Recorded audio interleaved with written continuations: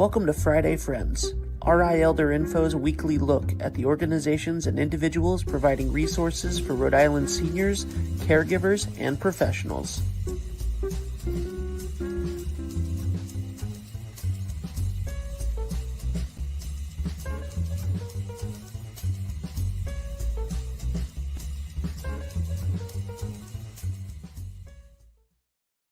Good morning, everybody. Happy Friday. It is 9 o'clock on Friday, and you are watching me, Deb Burton, host of the weekly show, Friday Friends, brought to you by RI Elder Info, where every week I talk to other organizations that are doing things that you or someone you know needs to know about.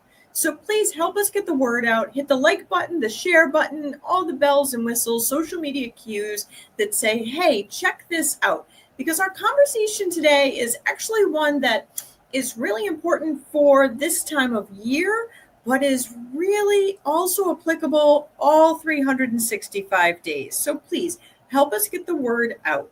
Now, as you all know, we are a nonprofit, 501c3, and we could not do this without the support of our sponsors and donors like you. So if you found this show helpful, please consider going to our webpage and hitting the donate button to help support our work so we can continue to bring you Friday Friends every week. I would like to thank Point 32 Health Foundation and United Healthcare for their continued support in 2025. We are eternally grateful to them, as well as McCarthy Law. They have been our wonderful Friday Friends sponsors all year. Here's a message from McCarthy Law. Here at McCarthy Law, we practice in the areas of estate planning, long-term care planning, elder care law, and residential real estate. Our focus is really on providing peace of mind to our clients. If you're interested in scheduling a consultation with our office, you can feel free to reach out to us at 401-541-5540. You can also reach out via website at www.mccarthylawri.com. You also should check out our social media, both on Facebook, Instagram, and LinkedIn for some helpful tips and tricks. Hi, Lori. How are you? Hi, Deb. How are you? It's nice to be here today.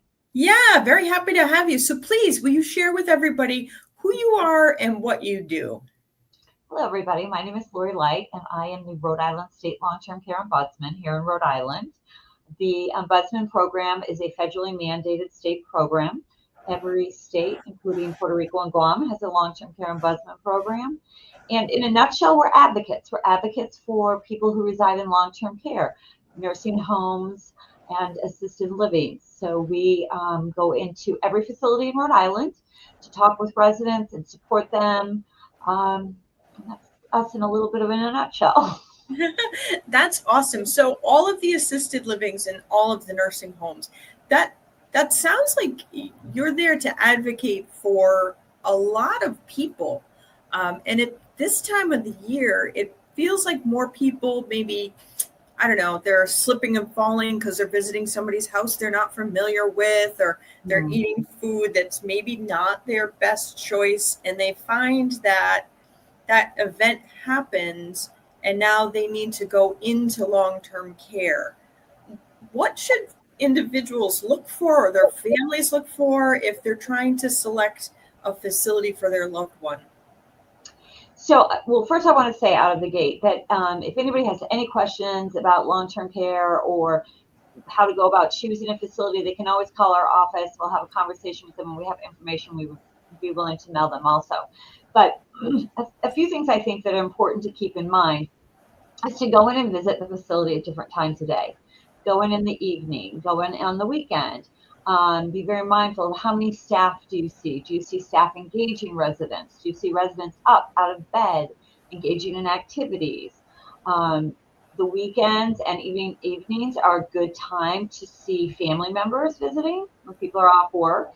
I would engage in a conversation with a family member or a couple of family members if I could, just to see what's it like here. What's the quality of life? What makes your resident happy here? Do you have any issues here? So lots of questions, and always paying attention with your eyes and your ears and smells, your nose. I think that's really important because, so often our loved ones are like in the hospital and, they get handed, basically like a book and say, okay, pick which facility. And families are really not sure what to pick.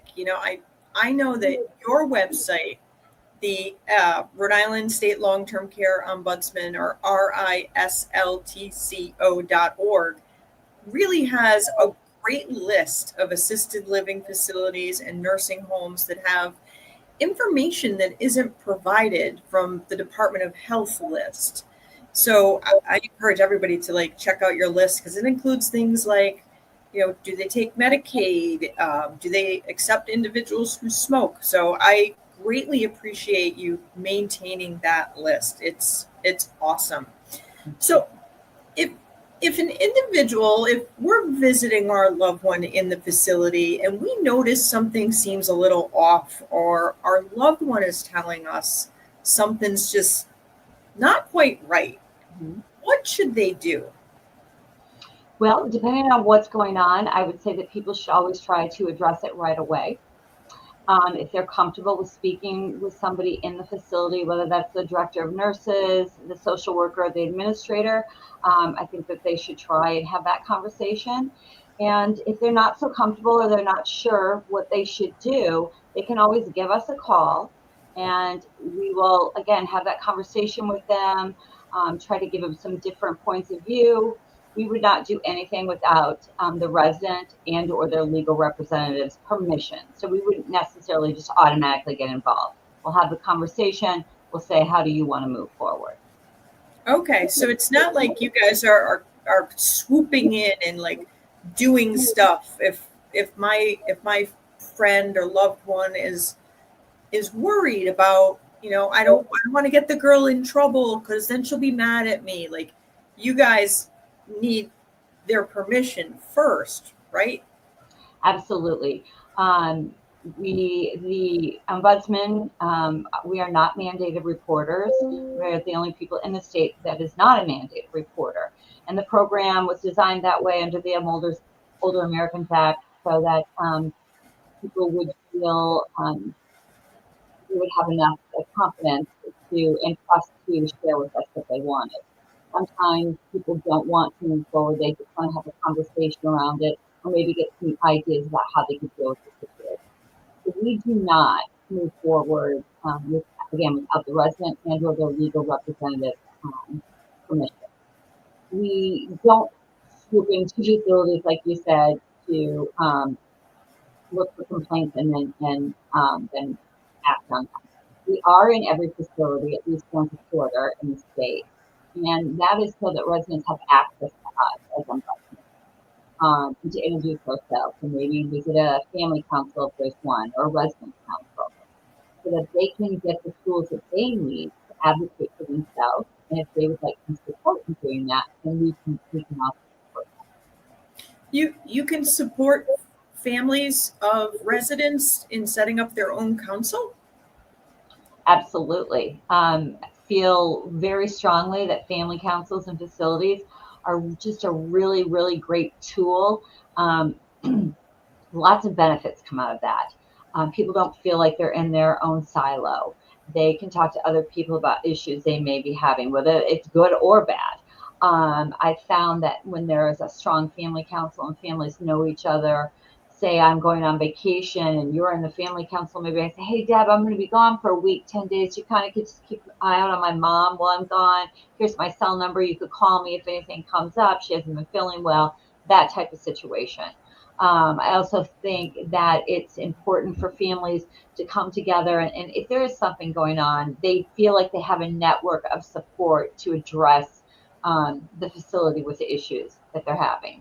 So they're all the way, great tool, all the way around.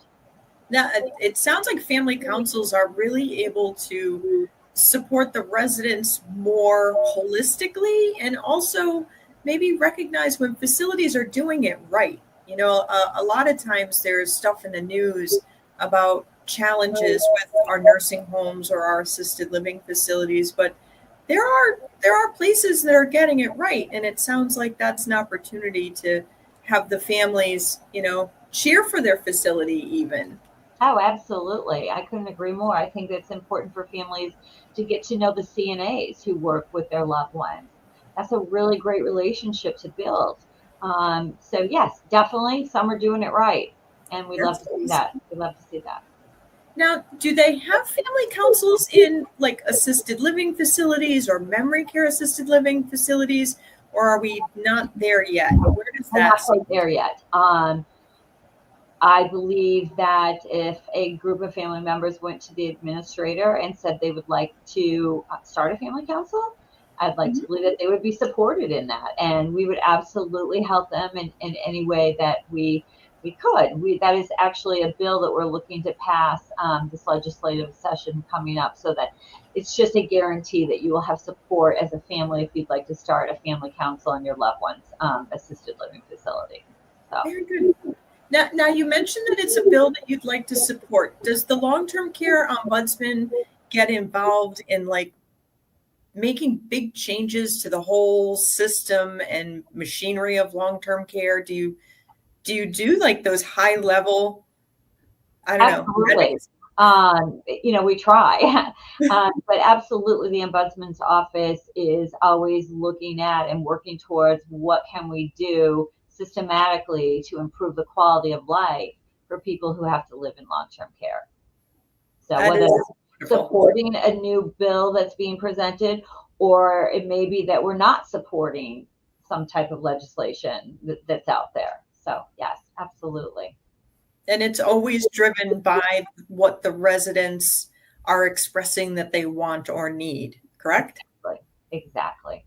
Awesome. Now, are you affiliated or connected or a part of, say, the Rhode Island Department of Health Facilities Regulation?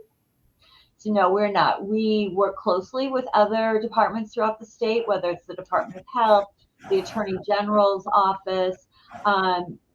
Again, working closely to work out issues that residents may be having, but we are not regulatory at all. What we do is different from what the Department of Health does. The Department of Health oversees the regulatory process in facilities, and we are strictly there for the individuals who live there. That is our role, is to advocate only for the individuals and or their legal representatives. Yes. And you mentioned that this is in all 50 states, Puerto Rico and Guam. It's kind of a funny word, ombudsman. Has this program, is it new to this current administration, or has it been around for a while? So back in the early 70s, there were widespread concerns about neglect, abuse, and mismanagement of nursing homes. So President Nixon at the time created a demonstration program, which grew into, fast forward, the Long-Term Care Ombudsman program, and became a mandate under the Older Americans Act. So that's how it came to be. And I just heard this, I wish I could remember it, but ombudsman is a Swedish word for advocate, but I guess means I might get this backwards, but and bud, there's something about carrier and message. We're the carrier of the message. Ombudsmen are the carrier of the message of the resident. So I love that. And so it really is that opportunity for the people that we love and care for in long-term care to have that third party to hear their words, to hear their concerns, and take action as they want. I would imagine sometimes residents just want to tell somebody and not necessarily have action taken. And it's wonderful that this program is available to people. As we're approaching the holidays, are there recommendations for, when families are visiting, something to bring, to not bring, or any recommendations in relation to the holidays coming up? I mean, I think the biggest thing is just show up, right? Just show up, spend some time. I think that, most facilities are willing to make accommodations during the holidays. If you want to come in and have a meal with your loved one, bring something in, that they can eat, share it together. I think it's really, really important to just show up. And I think, people need to know that should they want to go home to spend the holiday with their loved one and they're able to, facilities they're required to make accommodations around that. So if they have any questions about that, every situation can be a little different. They could absolutely reach out to us. And for those who have loved ones with dementia, I would just say, you need to be mindful, because it can be a struggle sometimes for people to change their environment and their routine if you choose to take your loved one home. It's, dealing with dementia for the holiday. So just, I think, to be mindful. And I think just to be there, show up, be present, meet the person where they're at. Just meet the person where they're at. That's my best advice. I love it. And I feel like that's an important message, regardless where our loved ones are. If they're at home in a facility, we're bringing them home for the holidays. I love that message. So, Lori, if people have questions, concerns, how can they reach you? How do we get a hold of you? So our number's at the bottom of the screen. They can call during the week. Somebody will always be here answering the phone. You can call on the weekend. Also, the message will come to me. But you can you can go on the web and you can check out our website, and you can send us a message directly through the website. That's awesome. And your phone number is the 401-785-3340, and ask for Lori. Sure. That is awesome. Lori, in this time of year, I would imagine you've got to be wildly busy. So I appreciate you taking the time to come on today. Thank you so much. It was my pleasure. Thanks, Deb, and have a great Thanksgiving. Yes. Everybody, the long-term care ombudsman is there for your loved ones in the facilities to hear them out and be their advocate. And if you have questions or concerns about the care that they're receiving, please don't hesitate to reach out to Lori and her team.